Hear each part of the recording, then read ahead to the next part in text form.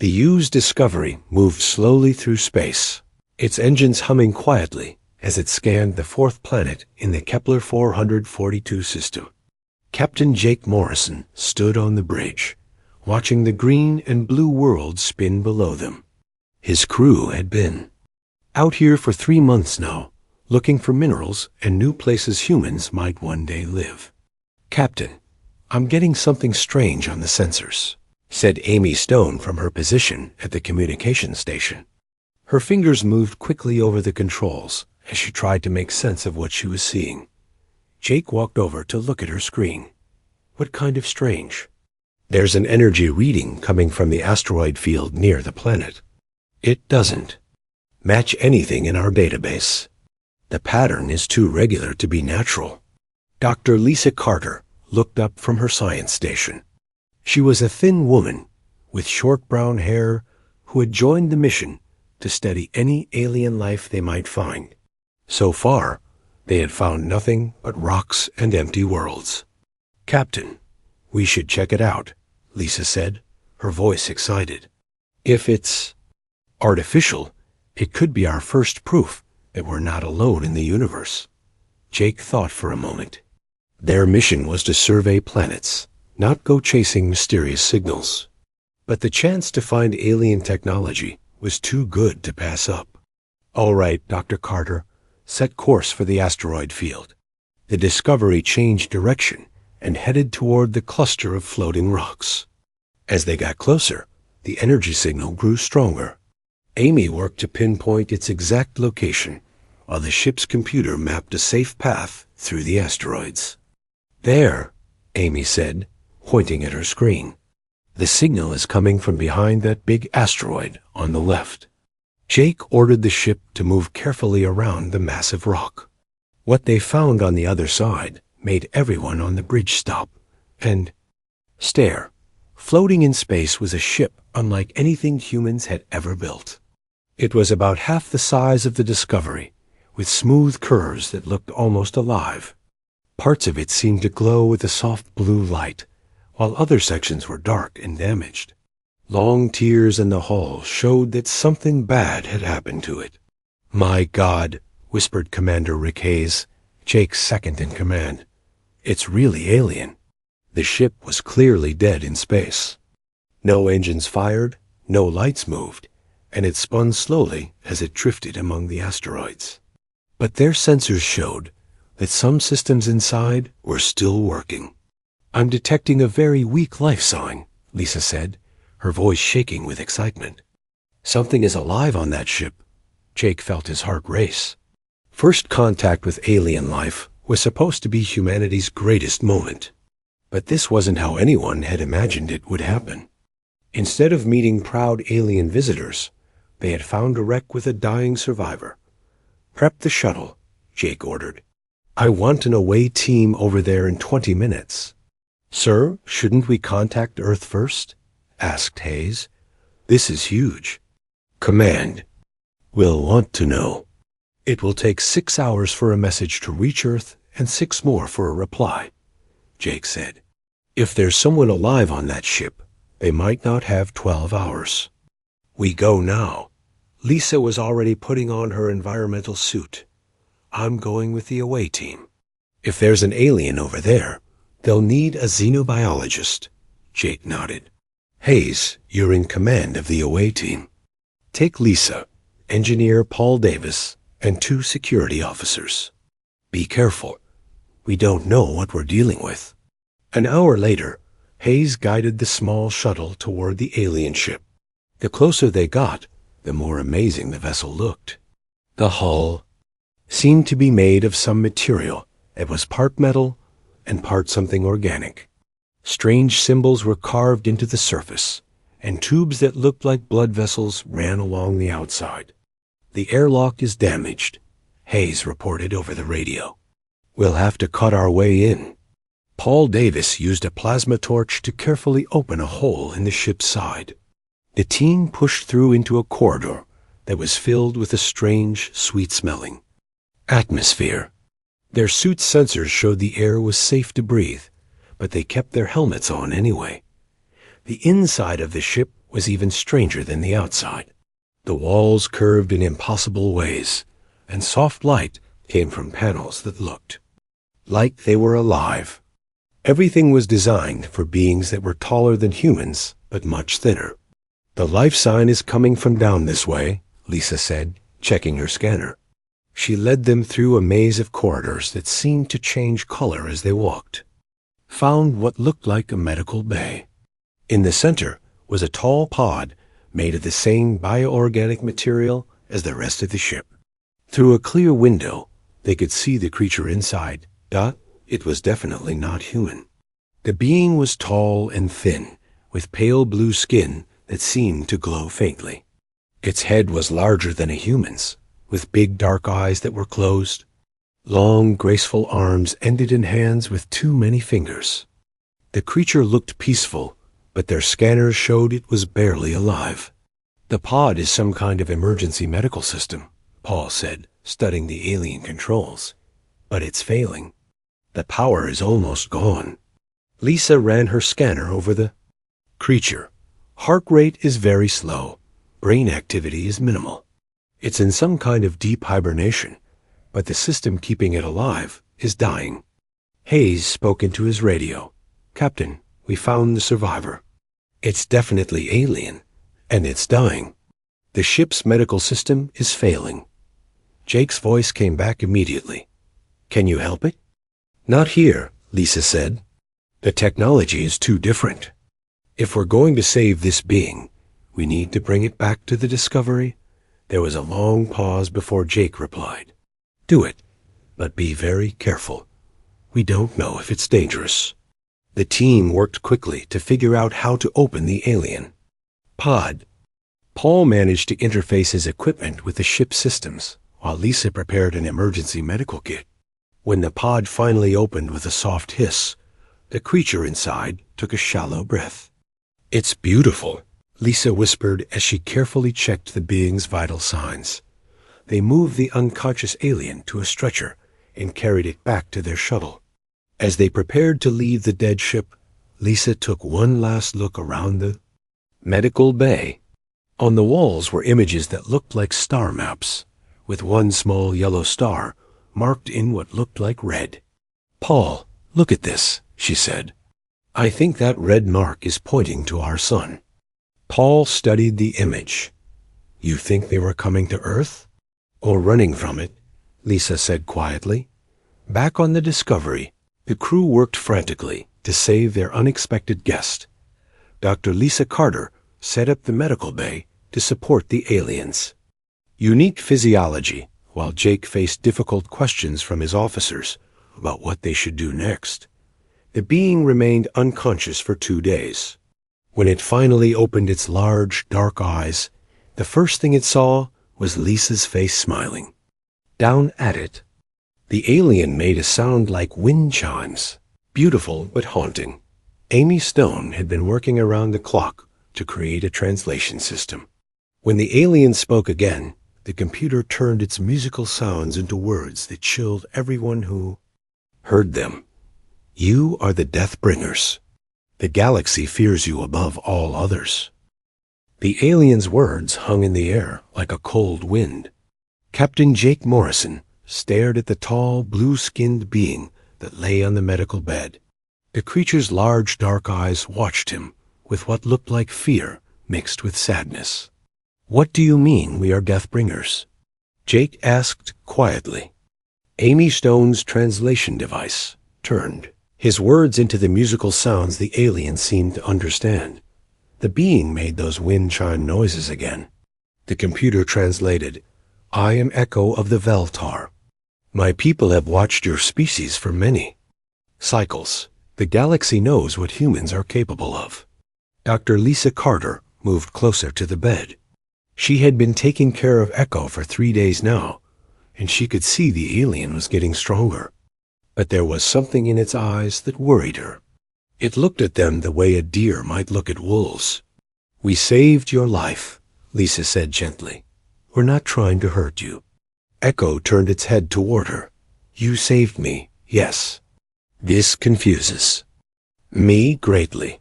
Humans are not supposed to show mercy. Commander Rick Hayes stepped forward. I don't understand. How do you know about humans? We've never met your people before. You have, Echo said, and its voice through the translator sounded very sad. 300 of your years ago, we first heard your signals in space. We came to learn about you. What we found terrified the entire galaxy. Jake felt something cold settle in his stomach. What did you find? Echo closed its eyes for a moment, as if remembering something painful. We watched your world from far away. We saw creatures that killed their own kind for sport. We saw beings that destroyed their own nest world for small gains. We saw violence and cruelty beyond anything we thought possible. Dr. Kevin Walsh, the ship's psychologist, had been quietly listening. Now he spoke up. All species go through violent phases. Surely your people understand that evolution can be harsh. No, Echo said firmly. You do not understand. My people, the Veltar, we evolved on a world with much food and little danger. The Etherians grew up among the stars themselves. The Kithara built their first cities before they learned to make weapons. The Nexari found peace before they found fire. Amy Stone frowned as she worked on the translator. You're saying other alien species never went through a violent period? Some had small conflicts, yes, but nothing like humans. You are the only species we have found that seems to enjoy violence, that sees war as glorious instead of tragic. Jake sat down heavily in a chair. You said you came to learn about us. What happened? Echo's breathing became faster, and the medical monitors showed its heart rate increasing. Lisa quickly checked its vital signs while Echo continued to speak. The Harmony Collective sent science ships to study your solar system. We wanted to understand how a species could be so violent, yet so intelligent. We thought perhaps we could help you find peace before you reached the stars. The Harmony Collective? Hayes asked. All the peaceful species working together. 47 different kinds of beings, united for thousands of years. We share knowledge, explore together, help each other grow. It was perfect until we learned about humans.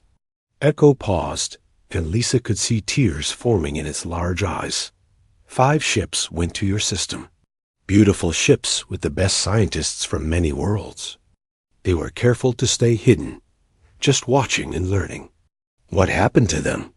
Jake asked, though he was afraid he already knew the answer. Your military found them near the large planet with the red spot. Jupiter, you call it.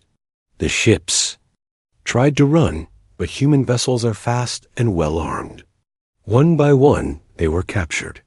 The bridge crew looked at each other in growing horror. They all knew about the secret military projects around Jupiter, but they had thought those were just defense stations and research facilities. The humans took the crews to hidden bases, Echo continued, its voice shaking. They wanted to learn about our technology, about our worlds, about weaknesses they could use against us. Dr. Walsh leaned forward. How do you know all this? Because I was there, Echo said quietly.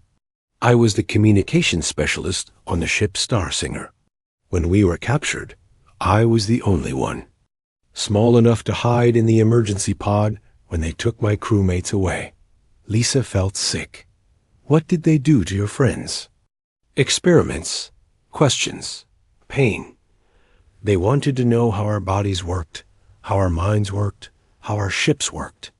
The humans learned much about us, but we learned about them too. Echo looked directly at Jake. Do you know what scared the scientists most? Not just that humans could be cruel. Every species has some darkness. What terrified them was how good humans are at being cruel. How easily you can switch from kindness to violence and back again. That's not all humans, Lisa protested. Most people are good. Are they? Echo asked.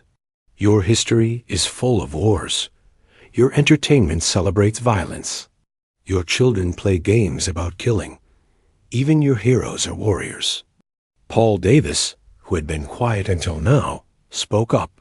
But we also create beautiful art, music, literature. We help each other, we explore, we dream of better futures. Yes, Echo said, and for the first time it sounded puzzled instead of afraid. This is what confuses the collective. You are capable of great beauty and great ugliness. Most species choose one path or the other. Humans seem to walk both paths at the same time. Jake stood up and began pacing. So what happened after your? People were captured? How did you escape? I hid in the ship for many days while the humans studied it. Finally, they moved the ship to a different facility. During transport, there was an accident. The ship broke free, but was badly damaged. I managed to get to the medical pod before the ship died. How long ago was this? Amy asked. By your time, perhaps 70 years. I have been drifting in the pod ever since, kept alive by the emergency systems. Hayes shook his head. 70 years in a medical pod. That's impossible. Veltar can slow their life processes much more than humans, Echo explained. But the pod was only designed for short emergencies. It should have failed long ago. Jake returned to his chair. Echo, what happened to the other ships? The other crews? The alien was quiet for a long time. When it finally spoke, its voice was barely a whisper. They never came home. The collective waited for 20 years, then declared them lost. Since then, no ship has been allowed within 50 light years of your solar system. 50 light years, Lisa repeated. That's a huge area. The collective is very afraid of humans, Echo said. They have spent decades preparing for the day when your species develops faster space travel. They know that day is coming soon. Jake felt a chill run down his spine. Preparing how? Warning systems, defense fleets, weapons designed specifically to fight human ships based on what they learned from capturing ours. Dr. Walsh sat forward. Echo, do they plan to attack Earth? There are debates. Some believe humans must be stopped before you spread to other worlds. Others think you might be contained. A few believe you might be changed, taught to be peaceful. And what do you believe? Jake asked. Echo looked at each of the humans in turn. Before you saved me, I believed humans were monsters. Now I am confused. You risk your lives for a stranger. You care for an enemy. You show kindness when you could show cruelty. The alien paused, then continued. But I also know what I saw. In those hidden bases, I know what humans did to my friends. I know what your species is capable of when it chooses darkness over light. Lisa reached out and gently touched Echo's hand. The alien didn't pull away. We're not all the same, Echo. Some humans do terrible things, but others spend their lives trying to help and heal. I am beginning to understand this, Echo said. But the collective will not believe it without proof. They see only the violence and the cruelty. They have been planning for war with humanity for many decades. Jake stood up again. We need to get word to Earth. Our people have to know what's coming. It may already be too late, Echo said sadly. The collective has ships watching your system. When your vessel left Earth's area, they would have been notified. They know you are here. Amy Stone looked up from her sensor station. Captain, I'm detecting multiple contacts approaching our position. Large ships, unknown configuration. Jake felt his blood turn to ice. How many ships, Amy? 3 contacts, sir. They're big, much bigger than us. Echo struggled to sit up in the medical bed. They have found us. The collective fleet comes for you. Lisa helped Echo lie back down. What will they do? That depends, Echo said, its voice full of sadness. If they believe you are typical humans, they will destroy this ship and everyone on it. Then they will decide whether to destroy your world as well. Jake looked around at his crew. They were good people, scientists, and explorers who had joined this mission to learn and discover.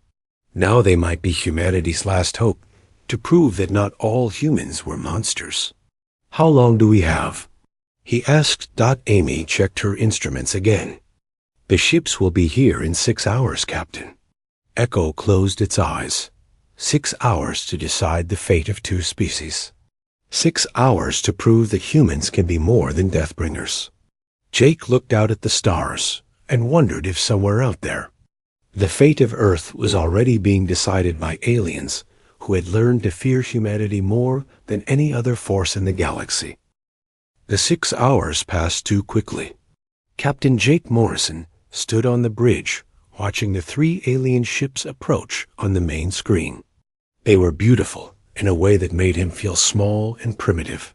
The vessels looked like they had been grown rather than built, with smooth curves that glowed with soft light. Each ship was twice the size of the Discovery. "They're not responding to our communication attempts," Amy Stone reported from her station. Her voice was steady, but Jake could see her hands shaking slightly. Dr. Lisa Carter came onto the bridge with Echo beside her. The tall alien moved slowly, but seemed much stronger than before. Its blue skin had regained some of its glow, and its large dark eyes were alert and focused. "The ships are from the collective fleet," Echo said, looking at the screen. "The largest. One belongs to the Etherians. They are the eldest species and often lead important missions." Commander Rick Hayes checked his weapons display. "Captain, our defenses are nothing compared to what those ships probably have. If they want to destroy us, we can't stop them." Jake nodded grimly. He had already reached the same conclusion. The Discovery was an exploration ship, not a warship. Their only weapons were mining lasers and small defensive systems meant to clear debris. "Echo," Jake said, "is there any way we can talk to them? Make them understand that we're not like the humans who hurt your people?" Echo was quiet for a moment. "There is one possibility. My species has the ability to share memories directly, from mind to mind. If I could connect with the fleet commander, I could show them what I have experienced here." "Would they listen to you?" Dr. Lisa asked. "I am a memory keeper among my people," Echo explained. "It is my job to record important events and share them with others. The collective trusts memory keepers to speak the truth, even when that truth is difficult to accept." Amy looked up from her station. "Captain, the alien ships are moving into position around us. We're completely surrounded." On the screen, the 3 beautiful ships had formed a triangle with the Discovery in the center. Jake could see weapon ports opening along their hulls, revealing technology that seemed to pulse with deadly energy. "Incoming transmission," Amy announced. The main screen changed to show the bridge of the alien flagship. The being that appeared was unlike Echo. It was taller and seemed to be made of light itself, with features that shifted and flowed like water. When it spoke, its voice was like music, but cold music without warmth. "Human vessel, you carry stolen property of the Harmony Collective. Return the Veltar prisoner and prepare to be destroyed." Jake stepped forward. "This is Captain Jake Morrison. Of the used Discovery, we don't have any prisoners. We rescued a survivor from a damaged ship." The being's face showed what might have been surprise. "Rescued? Humans do not rescue. Humans take and destroy." Echo moved to stand beside Jake. When the alien commander saw it, the flowing features became very still. "Memory keeper Echo of thee." "Star Singer," the commander said. "We thought you were dead. How do you still live?" "Wisdom of stars," Echo replied, obviously recognizing the commander. "These humans found me dying in space. They brought me aboard their ship and healed my wounds. They asked for nothing in return." The being called Wisdom of Stars seemed to ripple with confusion. "This cannot be true. Humans are incapable of such actions. Our records show only cruelty and violence from their species." Jake looked at Echo, who nodded encouragingly. Commander, Wisdom of Stars, we know that some humans have done terrible things to your people. We're horrified by what we've learned. But not all humans are the same. Please, give us a chance to prove that. Proof? Wisdom of Stars made a sound like breaking. Crystal, what proof could you offer? We have seen what humans do when they find other species. We have studied your history of war and destruction. Dr. Lisa stepped forward. Let Echo share our memories with you. Let him show you what really happened when we found him. Echo nodded. Wisdom of Stars, I request permission to perform a memory. Bridge, I will share not only what these humans have done, but what I have observed about their true nature. The alien commander was quiet for a long time. Finally, it spoke. Very well, Memory Keeper. But know this, if you try to deceive the collective, we will destroy this ship and every human aboard it. Echo moved to the center of the bridge. I will need human volunteers to join the memory bridge. The link works best when all participants share willingly. Jake didn't hesitate. I'll do it. And me, Lisa said immediately. Amy Stone stood up from her station. Count me in too. Dr. Kevin Walsh and engineer Paul Davis also volunteered. Soon, half the bridge crew was standing in a circle around Echo. What do we need to do? Jake asked. Simply, touch my hands and open your minds, Echo said. Do not try to hide anything. Let the collective see both your darkness and your light. They formed a circle, each person placing their hands on Echo's arms. The alien closed its eyes and began to make the musical sounds of its language. Suddenly, Jake felt something strange. Happening in his mind, images began to flow between them. At first, Jake saw Echo's memories of the human military bases. He witnessed the cold, clinical torture that the alien scientists had endured. He saw humans treating intelligent beings like laboratory animals, cutting them open to see how they worked, keeping them in cages, showing no mercy or compassion. The images were horrible, and Jake felt sick, knowing that members of his species had done such things. But then the flow changed direction. Now, the aliens were seeing through human eyes. They experienced Lisa's first sight of Echo dying in the alien medical pod and her immediate decision to help, even though she had no idea what the creature was. They felt her working for hours to stabilize Echo's condition, never thinking about potential rewards or dangers. They saw Jake's decision to rescue Echo against protocol, risking his career and his ship to save a complete stranger. They experienced Amy's patient work to build a translation system so they could communicate with their unexpected guest. The aliens felt human emotions that they had never understood before. They experienced the guilt Jake felt when he learned about the captured alien scientists. They shared Lisa's wonder and excitement at meeting another intelligent species. They felt the crew's genuine horror at learning what some humans had done. But the memory bridge showed darker human experiences too. The aliens saw memories of war, violence, and cruelty from the humans' own lives. They witnessed the capacity for anger and hatred that lived within even good people. However, they also saw something that surprised them. In every case, they watched humans struggle with these dark impulses. They saw people choosing compassion over cruelty, courage over cowardice, sacrifice over selfishness. The aliens experienced Jake's memories of risking his life to save crew members during an accident on his previous ship. They felt Lisa's dedication to healing, her years of study driven by a desire to help others. They saw Amy's childhood, growing up poor, but never losing her dream of exploring the stars to bring knowledge back to humanity. When the memory bridge finally ended, everyone stood in stunned silence. The humans felt drained, but strangely connected, to Echo in a way they had never experienced with another being. On the main screen, Wisdom of Stars looked shaken. Its flowing features moved rapidly as it processed what it had experienced. This is not possible, the commander said quietly. The humans we observed showed no such capacity for growth or compassion. Echo spoke carefully. Perhaps the humans you observed were not representative of their entire species. Perhaps you saw them at their worst, when they were afraid and reacting to the unknown. Or perhaps, Dr. Walsh said, you saw the kind of humans who get put in charge of secret military projects. The kind who are chosen specifically because they can do difficult things without questioning orders.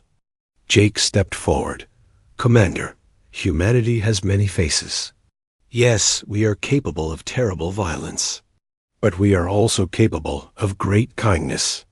The same traits that make us dangerous in war make us fierce protectors of those we care about.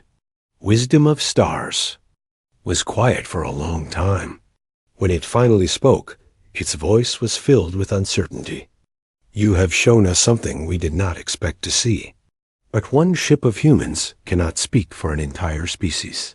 How do we know that you are not the exception rather than the rule? You don't, Jake admitted. But neither do you know that the humans you met before were typical of our species. All we ask is a chance to prove that humanity can be a partner to the collective, not an enemy. The alien commander's features shifted again. The collective has debated what to do about humanity for many decades. Some call for your destruction before you can spread violence to other worlds.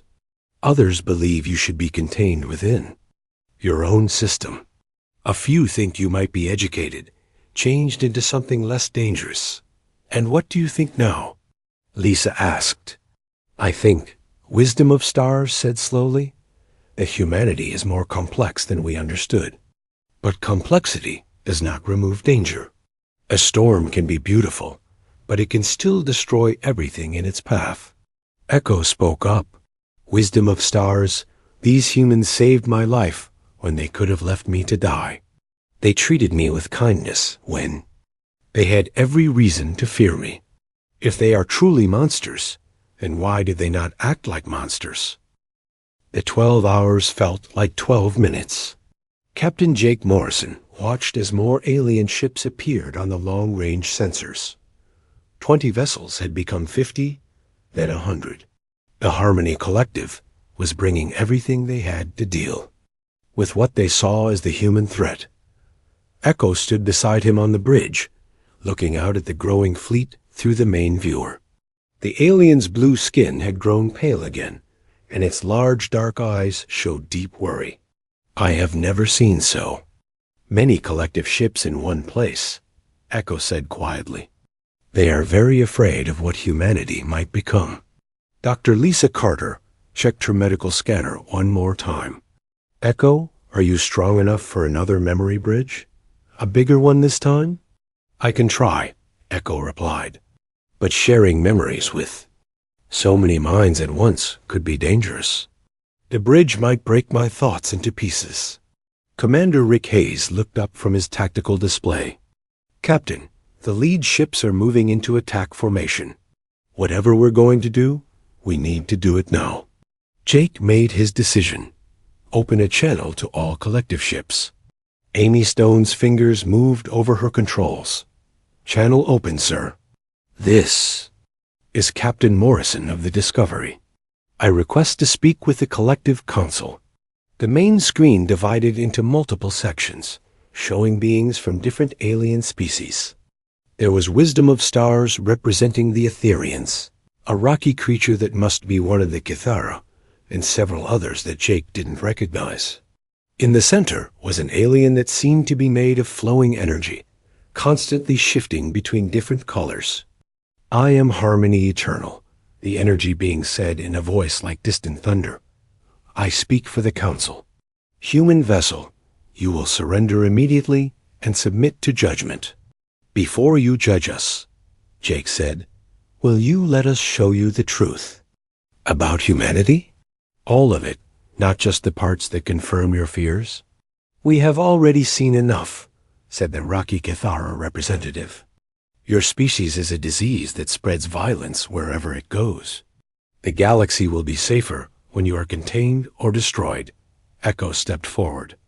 Honored Council, I am Echo of the Veltar, Memory Keeper of the Star Singer. I request the right to share a great memory with all assembled minds. The council members looked at each other in surprise. A great memory was something sacred to many alien species, a way of sharing the most important experiences across multiple minds at once. Memory Keeper, Harmony Eternal said slowly, you have suffered much at human hands. Surely you, of all beings, understand why they must be stopped. I understand fear, Echo replied. I understand pain. But I also understand something the Council has not yet seen. I ask for the chance to show you the complete truth about humanity, not just the fragments we have collected over the centuries. Wisdom of Stars spoke from the alien flagship. The Memory Keeper has already shared experiences with me. What it showed was troubling. Humans appear capable of both great cruelty and unexpected kindness. Tricks and deception, the Cathara representative said harshly. Predators learn to mimic harmless creatures to get close to their prey. Dr. Kevin Walsh stepped forward. Then, test us. If you think we're just pretending to be good, put us in a situation where we have to choose between saving ourselves and saving others. See what we really do when everything is at stake. Harmony Eternal's colors shifted to deep red. You would stake your lives on this test? We would stake the future of both our species, Jake said firmly. If we fail your test, then maybe you're right about humanity. But if we pass, then you have to admit that you might be wrong. Echo looked at Jake with something like admiration. The Council respects courage, even in enemies. What test would you propose? Before anyone could answer, Amy Stone called out from her station. Captain, I'm getting massive energy readings from outside the system. Something big is coming through hyperspace. The alien council members suddenly looked alarmed. Harmony Eternal's colors changed to bright yellow, which Echo had told them meant extreme concern. What is it? Jake asked. Wisdom of Stars answered. Its musical voice now filled with fear. Devourers. A devourer fleet is approaching this system. What are devourers? Lisa asked. Echo's skin went completely white. The ancient enemy. Machines left behind by a dead species that consume everything in their path. We thought they were all destroyed long ago. On the main screen, new contacts appeared at the edge of the solar system. These ships looked nothing like the organic curves of the collective vessels. They were dark, angular things that seemed to absorb light rather than reflect it. How many? Jake asked. 50 devourer ships, Amy reported. And they're heading straight for us. Harmony Eternal's voice was urgent now. All collective ships, prepare for immediate retreat. We cannot fight the devourers with exploration vessels. Wait, Jake said. How fast are they? Faster than any collective ship, Wisdom of Stars replied. We cannot outrun them. Jake looked at his crew, then at Echo. What do the devourers want? They consume, Echo said simply. Metal, energy, organic matter, knowledge. They take everything and leave nothing behind. They are why the collective learned to work together long ago. Dr. Paul Davis was studying his engineering displays. Captain, those devourer ships are old, but their technology is still more advanced than ours. However, our engines are designed differently. We might be faster in short bursts. An idea began forming in Jake's mind. It was dangerous, probably suicidal, but it might be the test that would prove humanity's true nature to the collective. Harmony Eternal. Jake said, if we help you fight the devourers, will you consider that humans might not be the monsters you think we are? Fight them? The energy being's colors flashed in disbelief. Human vessel, you have no weapons that could harm devourer. Ships. Maybe not, Jake admitted. But we have something else. We have the one thing that every peaceful species seems to have evolved away from. What is that? Wisdom of Stars asked. We're willing to take crazy risks to protect others, Jake said. Echo, tell them about human military history. Tell them about the soldiers who threw themselves on grenades to save their friends. Tell them about the pilots who flew suicide missions to stop enemy fleets. Echo looked confused. Such actions make no sense from a survival perspective. Exactly, Jake said. That's what makes humans different. We don't always choose the logical thing. Sometimes we choose the right thing, even when it means we die. The Devourer ships were getting closer. Jake could see them more clearly now. Dark wedges that seemed to leave trails of emptiness behind them. Captain, Amy called out, the Devourers are targeting the collective ships. They're charging weapons. Jake turned to the council. We can create a distraction. Draw some of the Devourers away from your ships while you escape. You would sacrifice yourselves for us? Harmony Eternal asked. For beings you have just met? Yes, Jake said without hesitation. Because that's what good people do. They protect others, even when those others have been planning to destroy them. Lisa stepped up beside him. I volunteer for the mission. So do I, said Hayes. One by one. Every crew member on the bridge volunteered. Echo watched in amazement, as humans prepared to die for aliens who had come to judge them. This is not logical, Echo said quietly. No, Jake agreed. But it's human. Harmony Eternal's colors shifted through the entire spectrum. Memory Keeper Echo, is this typical of human behavior? Echo thought for a moment. I have seen humans choose cruelty when they were afraid. But I have also seen them choose sacrifice when others needed protection. Perhaps both are equally human. Perhaps, Wisdom of Stars said, we have been looking at humanity the wrong way. Perhaps their capacity for violence exists not because they enjoy destruction, but because they are willing to fight when something must be protected. The first, Devourer ships opened fire on the collective fleet.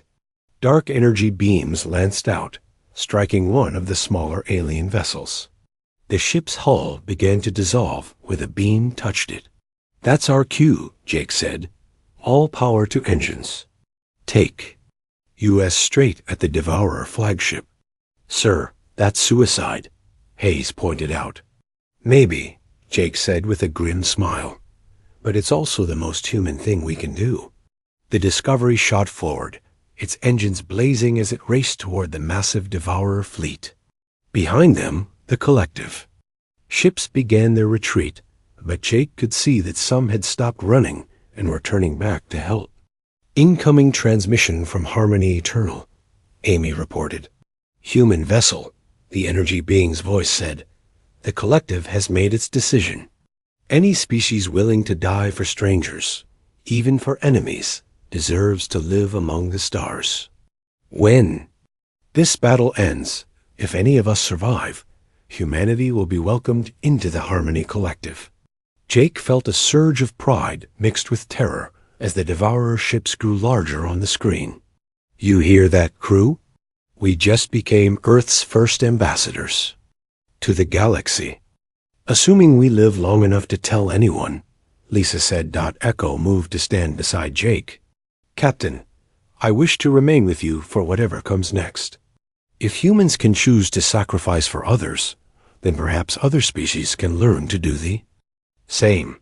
Welcome to the human race, Echo, Jake said as the first Devourer ship opened fire on them. Now let's show the galaxy what we're really made of.